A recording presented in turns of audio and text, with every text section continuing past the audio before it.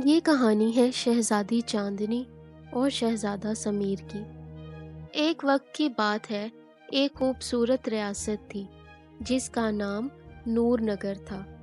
وہاں کی فضائیں خوشبو سے ہر وقت مہکتی رہتی تھی، درخت پھولوں سے ہر وقت بھرے رہتے تھے اور ہر طرف خوشی کا ماحول تھا۔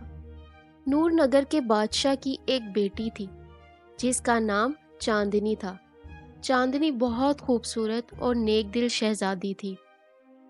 چاندنی کو چاندنی راتیں اور ستارے بہت زیادہ پسند تھے۔ وہ ہر رات محل کی چھت پر جاتی اور چاند کی روشنی میں اپنی کتابیں پڑھتی۔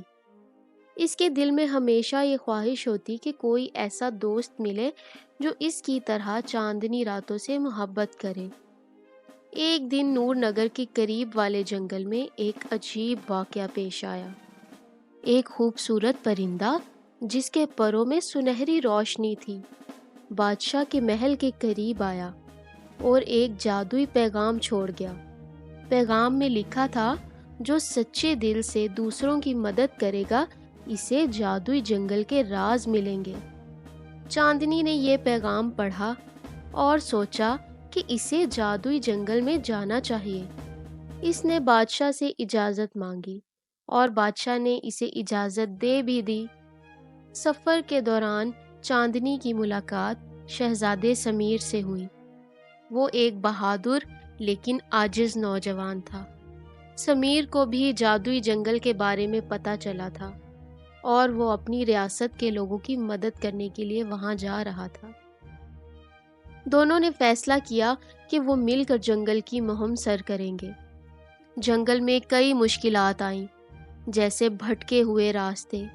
کئی دفعہ وہ لوگ راستہ بھٹکے، جادوئی درخت آئے اور عجیب و غریب جانور، لیکن چاندنی کی عقل اور سمیر کی بہادری نے ہر مشکل کو آسان بنا دیا تھا۔ آخر کار وہ جادوئی جنگل کے دل تک پہنچ گئے، جہاں ایک جادوگر ان کا انتظار کر رہا تھا۔ جادوگر نے ان کی دوستی اور نیکی دیکھی اور انہیں 2 تحفے دیے، ایک ایسا آئینہ جو ہمیشہ سچ دکھائے اور ایک جادوئی قلم جو ہر خواب کو حقیقت میں بدل دے گا۔ چاندنی اور سمیر نے ان تحفوں کو اپنی ریاستوں کی بھلائی کے لیے استعمال کیا۔ نور نگر اور سمیر کی ریاست میں خوشحالی آ گئی اور دونوں ریاستیں ہمیشہ کے لیے دوست بن گئیں۔ چاندنی اور سمیر کی دوستی نے یہ ثابت کیا کہ نیکی اور اتحاد سب سے بڑی طاقت ہے۔ پیارے بچوں، اگر آپ کو ہماری کہانیاں پسند آتی ہیں تو ہمارے چینل کو سبسکرائب کر دیں، ویڈیو کو لائک کر دیں۔ Thank you.